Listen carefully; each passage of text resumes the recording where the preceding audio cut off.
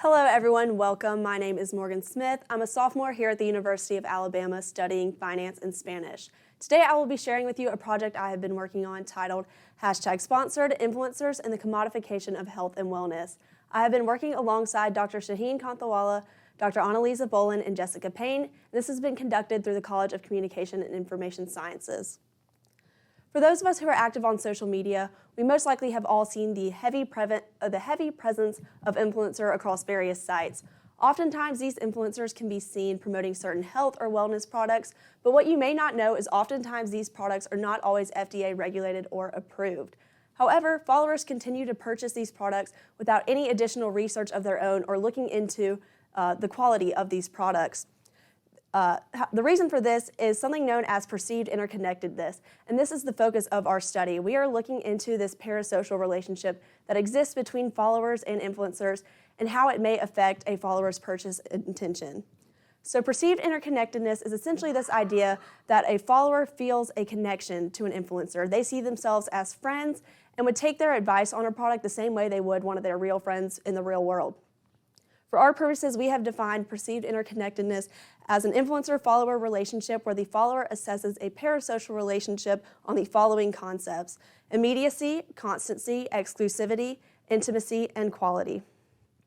Here's a general overview of the steps that we have taken throughout our process. So we first began with the literature review research. So we looked at previous publishings and other related articles in order to lay the groundwork of what we wanted to accomplish. We then determined our dimensions and scale, which are the foundation of everything that we have done. This scale then underwent a refinement via a peer review, and then that scale was turned into a survey that was sent out as a pre-testing amongst a preliminary group of students. Then the results from that pre-test underwent analyses, and now we are at our current step, the final Qualtrics panel. We haven't quite gotten there, but that is in our near future, where we will collect our official data and analyze and come to our conclusions. Like I said, the key dimensions are the foundation of our research. So here you can see those 5 aspects of perceived interconnectedness and how they have been defined. So we have immediacy, the need for short response time; exclusivity, the need for personalized attention and responses; intimacy, the need to foster feelings of familiarity; quality, the need to produce thoughtful responses; and constancy, the need for responses around the clock. So from these dimensions, we developed our full scale. Here you can see we have 24 items, all of which are relating to different aspects of that influencer-follower relationship. So for a couple of examples, we have, if I interact with the influencer's content, they acknowledge it quickly. If I were to DM them, the influencer would respond to me personally. And the influencer shares their opinions. So that's just to name a few to show how we are looking at different aspects of how an influencer and a follower may interact with each other. Before this was sent out in the survey, it underwent a scale refinement, and this was done by an expert panel, which we achieved using convenience sampling. So we ended up with 4 researchers who are considered experts in both research and social media, and they just went in and looked at our scale, and they basically just fine-tuned it, looked for any edits, or maybe suggested some additions or removals, and so then we were left with our scale. So this was then sent out to a pool of students, and they would answer using a 5-point Likert type scale, meaning they could answer ranging from strongly agree to strongly disagree. Here you can see the demographics of that pre-testing group. So we ended up with 234 undergraduate students at a large public university, the University of Alabama. 22 cases had been submitted but were unable to be used for various reasons. Out of the 234, 165 identified as females, 77.8% of the population. 186 identified as white, 87.7%, 20 identified as black, 9.4%, and 6 identified as Asian or multiracial, which is 0.03%. All 234 of these students fell within the typical college age range from 18 to 29 years old. The mean age was 20.91, so a large majority of this group were on the lower end of that age range. So then we took the results and the data from this pre-testing survey and put it through an initial reliability analysis. And what this does is it gives us a number that details that what we are wanting to be measured is being measured accurately and consistently. In other words, the participants in the survey are interpreting the questions the way that we intend them to be interpreted and doing so consistently.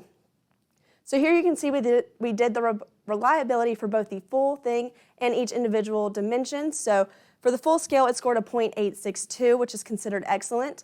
4 out of the 5 dimensions also scored excellent, the exception being constancy.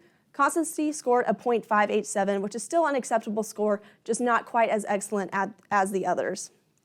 So here's the full breakdown of our scale and the analysis. On the left-hand side, you'll see the full thing. The right-hand side is just a zoomed-in version of the intimacy dimension. The numbers highlighted in yellow are the same numbers from the previous slide, the reliability scores for each dimension. And then the numbers in the red box are specific to if a particular item were removed from the scale, that is what the new reliability score would become. So the reason this is important is if the number in the red box is higher than the yellow highlighted number, it means that our scale would be more reliable if that particular item were removed. So here you can see this happened in 3 instances where an item our scale would be more reliable if that item were removed. So for example, we have within the intimacy dimension, beliefs, if it were to be removed, it would score a .916, which is higher than the score of .905. This means that beliefs as well as 2 other items were removed from our final analysis. This left us with a 21-item scale. So now we're looking forward for our next steps, what we have coming up in the future. We have our final Qualtrics panel, so now that our survey has undergone that peer review refinement as well as that testing survey, we've gotten it fine-tuned and perfected to the way we want it to be, and we will send it out to that Qualtrics panel and receive our specific data and what we are actually going to be analyzing and using to form our conclusions. Here are some of the references that have been used throughout our work, namely in that literature review period at the very beginning of our work, as well as throughout the presentation today. But I will now open the floor for any questions.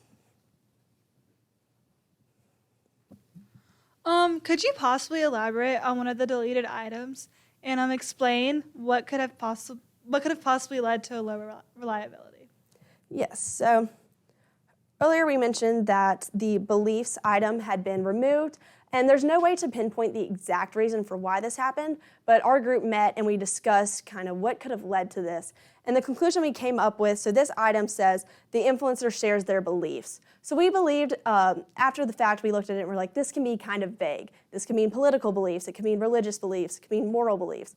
So it was kind of up to the participant to interpret, which isn't what we're looking for here. We want everyone to understand the question the same way so that we're getting consistent answers. The demographics of the pretest seem to not be very diverse. Would this have any impact on the findings of the work?